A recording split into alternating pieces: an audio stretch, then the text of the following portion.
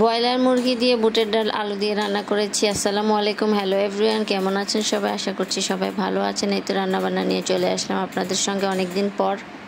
ভাবলাম আজকে একটি রান্না শেয়ার করি। সবাই তো ব্রয়লার মুরগি এক একজন এক এক রকম করে রান্না করে খায়, তো আমি আজকে বুটের ডাল দিয়ে আর আলু দিয়ে সেটাকে রান্না করব। তো ব্রয়লার মুরগি কিছুটা ফ্রিজে ছিল, সেটা বের করে ধুয়ে পরিষ্কার করে নিয়েছি।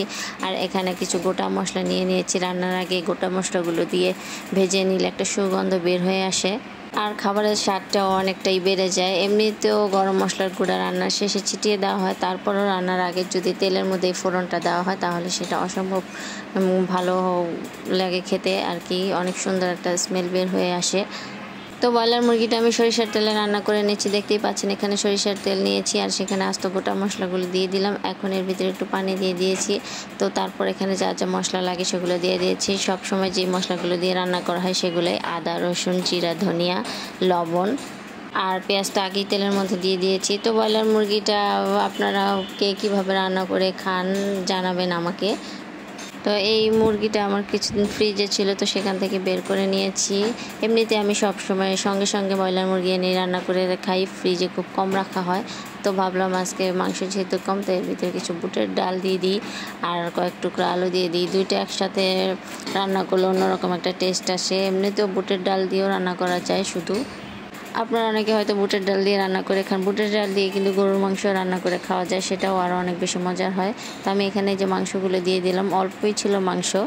যেহেতু সরিষার তেলে রান্না মনে হচ্ছে যে ঝালটা একটু বেশি হয়ে যাচ্ছে, তো আমি এখানে আর মুরগিটা একটু ঝাল না হলে ভালো লাগে না, যেহেতু ব্রয়লার মুরগি।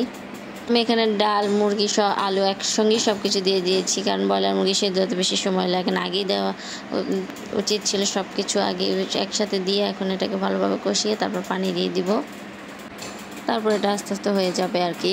তো আপনাদেরকে এখনকার কি এই অবস্থা, ঈদে কে কোথায় বাড়ি যাচ্ছেন বা না ঢাকায় ঈদ করতেছেন, আর শপিং কে কী শপিং করলেন সেটাও বলবেন। আমরা এখন পর্যন্ত কোনো কেনাকাটা করিনি, আর আমাদের ঈদ ঢাকাই করা হয়, আমরা ঢাকাতে ঈদ করি। তো আমি এখানে এই যে ঝোলের পানিটা দিয়ে দিলাম। এখন এটা এতটুকু এই পানিটা দিয়ে মাংসটা আসলে হয়ে যাবে। আর এই বুটের ডাল দিয়ে সঙ্গে আলু ছোটো ছোটো করে এভাবে কেটে দিলে আমার কাছে অনেক বেশি মজা লাগে আর ভালোও লাগে। আর বাচ্চারাও খায়, বাচ্চারা আলু খায় না, ওই বুট ডালগুলো খাবে। আর মাংস তো খাই। আর সরিষার তেলে রান্না করলে অন্যরকম টেস্ট, মাংস সরিষার তেলে রান্না করলে অনেক বেশি ভালো লাগে। আমাদের বাসায় এখন সরিষার তেলেই বেশি রান্না করা হয়, সয়াবিন তেল বা সাদা তেল যেটা আছে সেটা দিয়ে কম রান্না করি। তো এই তো আমার রান্না প্রায় হয়ে আসছে। এর ভিতরে আমি একটু জিরার বাটা দিয়ে দিছিলাম। জিরার গুঁড়া দিলে এক রকমের টেস্ট আসে, জিরার বাটা দিলে আরেক রকমের টেস্ট আসে। আমি বেশিরভাগ সময় বেটেই নেই, বাজার থেকে গুঁড়া যখন কিনে আনি ওগুলো যখন শেষ হয়ে যায় তখন আমি একটু বেটে নিয়ে দিই। তারপরে তো এই পর্যায়ে আমার রান্নাটা শেষ হয়ে গেল। তো রান্নাটা কেমন হল সবাই বলবেন। আজকের ভিডিওটা এই পর্যন্ত, সবাই ভালো থাকবেন, আল্লাহ হাফেজ।